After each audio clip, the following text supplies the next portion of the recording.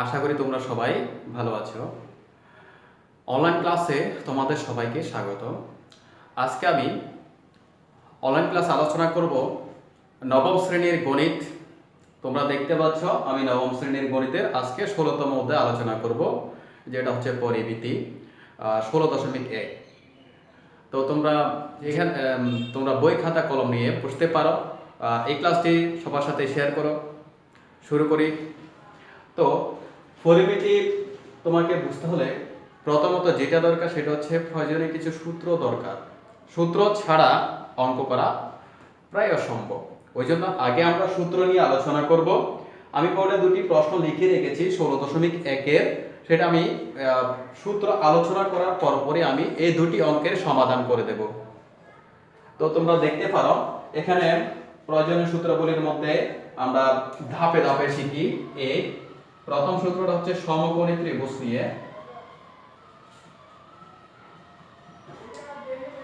সমকোণী ত্রিভুজের যে সূত্রটা আমরা ক্ষেত্রফল আকারে পাবো সেটা আমরা যদি এইভাবে দেখো অঙ্কন করি, এটাকে এ, এটাকে আমরা যদি বি মনে করি, তাহলে খেয়াল করো এটার একটা উচ্চতা আছে এবং এটার একটা ভূমি আছে। তো আমরা যদি সমকোণী ত্রিভুজের ক্ষেত্রফল বা কোন ত্রিভুজের উচ্চতা দেওয়া থাকলে যদি ক্ষেত্রফল বলে, তাহলে আমরা লিখব ত্রিভুজের ক্ষেত্রফল হচ্ছে হাফ ইনটু ভূমি পূরণ উচ্চতা।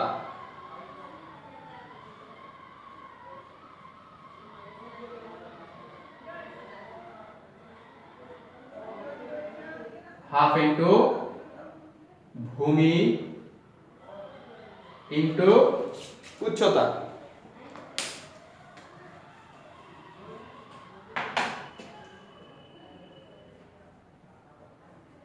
তো এটাকে আমরা বিভিন্ন প্রতীকে চিহ্নিত করতে পারি। যদি ভূমিকে এ আর উচ্চতাকে বি ধরি, বর্গ একক। এ হচ্ছে সমকোণী ত্রিভুজের ক্ষেত্রে যদি ক্ষেত্রফল বলে হাফ ইনটু ভূমি পূরণ উচ্চতা হবে। এরপর যদি একটি ত্রিভুজের দুটি বাহু, একটি ত্রিভুজের দুটি বাহু ও একটি কোণ থাকলে, মনে রাখবে একটি ত্রিভুজের দুটি বাহু এবং একটি কোণ থাকলে সমকোণী ত্রিভুজের যে ক্ষেত্রফল সেটা হচ্ছে এই ধরনের। মনে রাখবে হাফ, একটা হচ্ছে এ আর একটা বি, এগুলো নির্ভর করবে যে দুটি বাহু দেওয়া থাকবে ওই দুটি বাহুর গুণফল ইনটু sin থিটা। এটা একটু মনে রাখতে হবে। ত্রিভুজের দুইটি বাহু এবং একটি কোণ যদি দেওয়া থাকে তাহলে হবে হাফ ওই দুই বাহুর গুণফল ইনটু sin থিটা। এই সূত্রগুলোর যে প্রমাণ আমি পরবর্তী ক্লাসগুলোতে আলোচনা করার চেষ্টা করব। তোমরা প্রত্যেকটা ক্লাসে মনোযোগ সহকারে তোমরা ক্লাসগুলো করবে। এবার দেখো ত্রিভুজের তিনটি বাহু দেওয়া থাকবে, ত্রিভুজের তিনটি বাহু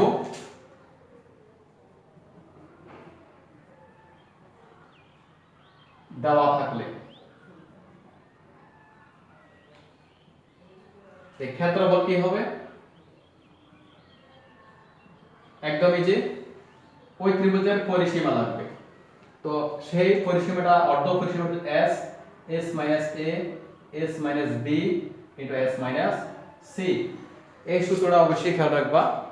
ত্রিভুজের তিনটে বাহু দেওয়া থাকলে সেই ক্ষেত্রে ক্ষেত্রফল হচ্ছে √s into s minus a s minus b s minus c। a b c হচ্ছে তিনটি বাহু, s হচ্ছে অর্ধ পরিসীমা। s এর মান যদি আমরা বের করি সেটা হচ্ছে a plus b plus c divided by 2, অর্থাৎ তিন বাহুর যোগফল ডিভাইডেড বাই 2। এ হচ্ছে তোমার 3 নম্বর সূত্র।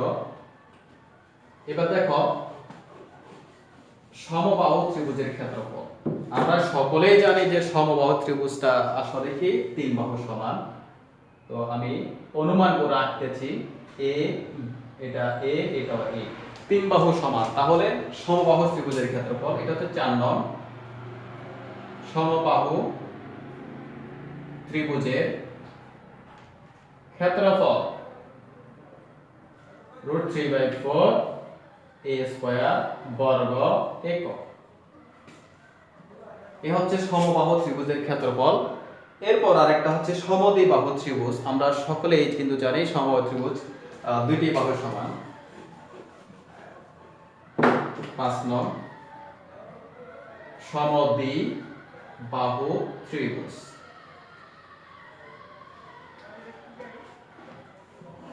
তো সমদ্বিবাহু ত্রিভুজ দুটি বাহু সমান, এটা এ আর এটা বি। ক্ষেত্রফল কি হবে? b/4 √4a² - b² বর্গ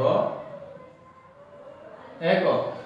এ হচ্ছে সমদ্বিবাহু ত্রিভুজের ক্ষেত্রফল। তো আরো যদি সূত্র সামনে হয়তো থাকে, আমি অন্য ক্লাসগুলোতে আমি আলোচনা করব। আজকে যে দুটি আমি অঙ্ক আলোচনা করব তার আলোকে এই দুটি 5টা সূত্রই যথেষ্ট। তোমরা ক্লাসটা মনোযোগ দিয়ে দেখো। এবার আমরা এই গাণিতিক সমস্যার সমাধান দুটি করে নিই ওই 5টা সূত্রের আলোকে। দেখো, এটার প্রথমটা আমরা যদি প্রশ্ন করি একটু দেখো। একটি সমকোণী ত্রিভুজের অতিভুজ 25 মিটার, এর একটি বাহু অপরটির 3/4 অংশ, আর বাহু দুটির দৈর্ঘ্য নির্ণয় করো। তো এখানে বলা হচ্ছে সমকোণী ত্রিভুজ। তো আমরা কোনো কিছু চিন্তা না করে সমকোণী ত্রিভুজটা আমরা যদি অঙ্কন করি, এর অতিভুজ মনে রাখবো 90 ডিগ্রি কোণের বিপরীত বাহুটাই কিন্তু অতিভুজ। আমরা চাইলে এ বি সি চিহ্নিত করি। এখানে হচ্ছে 25 মিটার। আর বলা হচ্ছে এর একটি বাহুর অপরটি 3/4 অংশ। তাহলে আমরা যদি ধরি একটি বাহু x, অপরটি হচ্ছে x এর, অর্থাৎ 3x / 4 এরকমটাই হবে। আমরা তো সেই অনুযায়ী আমরা এখানে লিখতে পারি সমকোণী ত্রিভুজের অতিভুজ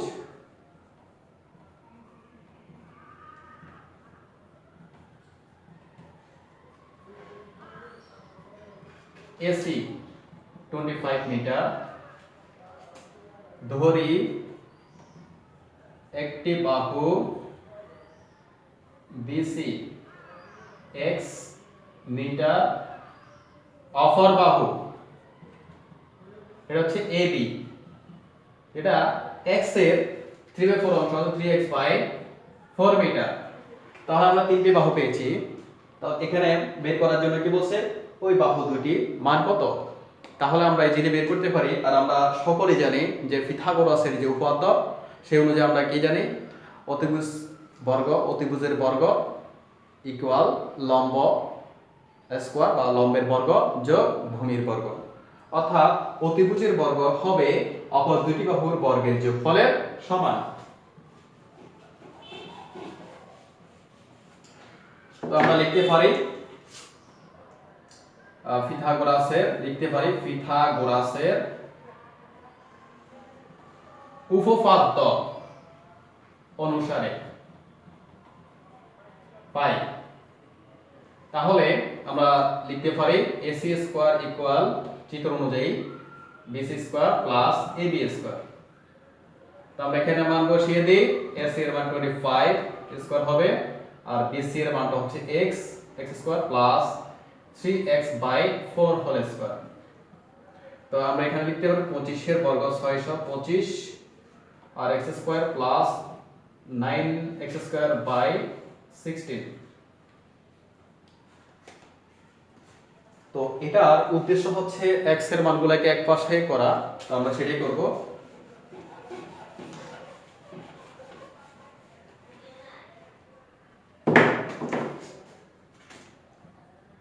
তো এখানে লেখা যায় 16 হচ্ছে লসাগু, 16x² plus 9x² equal to হচ্ছে 625। 25x² আর এখানে হবে 625 ইনটু 16, x² ইকুয়াল 25, 6 to 5 16। দেখো এখানে 25 হবে, 25 এর 16 গুণ করলে হবে 400, আর যদি বর্গমূল করি তাহলে হবে 20 মিটার। এটা হচ্ছে x এর একটি মান, একটি বাহুর মান। আমরা লিখতে পারি একটি বাহু 20 মিটার অপর বাহু হচ্ছে 3 into 20 divided by হচ্ছে 4, 4 5 20, 3 5 15 মিটার। এ হচ্ছে দুইটি বাহুর মান। আশা করি তোমরা এটা বুঝতে পেরেছো। এর পরেরটা একটু খেয়াল করো। একটি সমদ্বিবাহু ত্রিভুজের পরিসীমা 16 এবং সমান সমান বাহুর দৈর্ঘ্য ভূমির 5/6 অংশ হলে ত্রিভুজটির ক্ষেত্রফল নির্ণয় করো। খেয়াল করো তো, পরিসীমা দেওয়া আছে সমান সমান বাহু আর দেওয়া আছে কি ভূমির 5/6 অংশ। তো এটা কিন্তু ধরে নিতে হবে, ধরেই সমবাহু ত্রিভুজের ভূমি ডি, এটা জাস্ট চিত্র অনুসারে লিখে নিলাম একক। যেহেতু মিটার আছে আমরা মিটার ব্যবহার করি। মিটার সমান সমবাহু সমদ্বিবাহু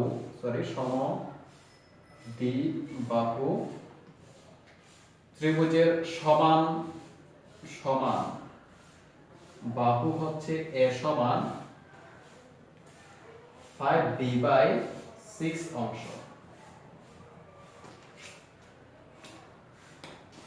সমদ্বিবাহু ত্রিভুজের ভূমি হচ্ছে b মিটার ধরে নিলাম, যেহেতু বলা হচ্ছে সমসমবাহুর দৈর্ঘ্যটা হচ্ছে ভূমির 5/6, তাহলে সমসমবাহুর দৈর্ঘ্য সেই ভূমি অর্থাৎ b এর 5/6 অংশ। তাহলে আমরা দুইটা বাহু পেয়ে গেছি। এবার আমাদের এখানে চাইছে কি পরিসীমা। আমরা জানি পরিসীমাটা হচ্ছে 3 বাহুর যোগফল। সুতরাং প্রশ্ন মতে আমরা লিখতে পারি 5b/6 plus 5b/6 plus b equal 16 metre. আমরা লিখতে পারি লসাগু হচ্ছে 6 5b plus 5b plus 6b equal 16। এখানে হবে 10 আর 16 হবে 16 b 16 into 16 দ্বারা যদি আমরা ভাগ দিই আর কিন্তু 6 থাকে, তাহলে b equal to 6।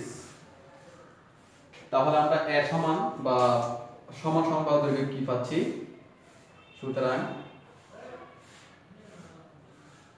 সমান সমান বাহু, যেটা আমরা এর মান পাচ্ছি 5b, অর্থাৎ b হচ্ছে কিন্তু 6 ডিভাইডেড বাই তোমার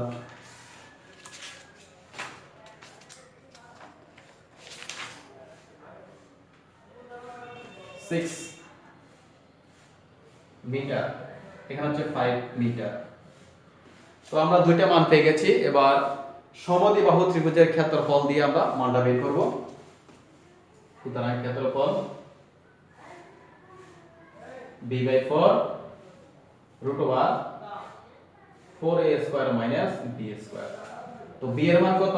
b এর মান হচ্ছে 6/4, আর এখানে পাচ্ছি আমরা 4 ইনটু a এর মান হচ্ছে 5 স্কয়ার, b এর মান হচ্ছে 6। তো আমরা এটা ক্যালকুলেশন করলে যা হবে দেখো 6/4, এটা 25, 4 25 100 মাইনাস 36, 6/4 ইনটু 8, 4 দুগুণ 8, এটা 6 দুগুণ 12 বর্গ মিটার। এ হচ্ছে সমদ্বিবাহু ত্রিভুজের ক্ষেত্রফলের মান। আশা করি তোমরা সম্পূর্ণ ক্লাস দেখেছো এবং প্রত্যেকটা অঙ্ক বা সূত্র তোমরা বুঝতে পেরেছো। তো তোমরা এইভাবে ধারাবাহিক ক্লাস করো, আশা করি তোমরা বুঝতে পারবে।